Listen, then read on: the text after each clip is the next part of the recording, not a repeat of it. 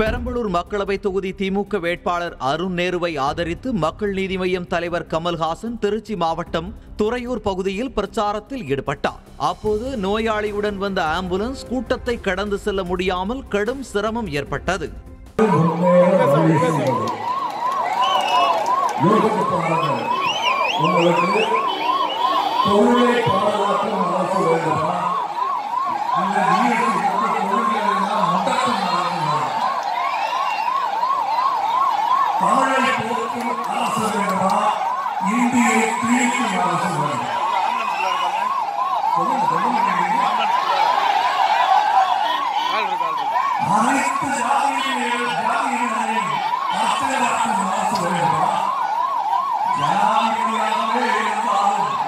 யாருக்கு வாக்களித்தால் இந்த நாடு அமைதி பூங்காவாக இருக்கும் என்று யோசித்திருக்கிறார்கள்.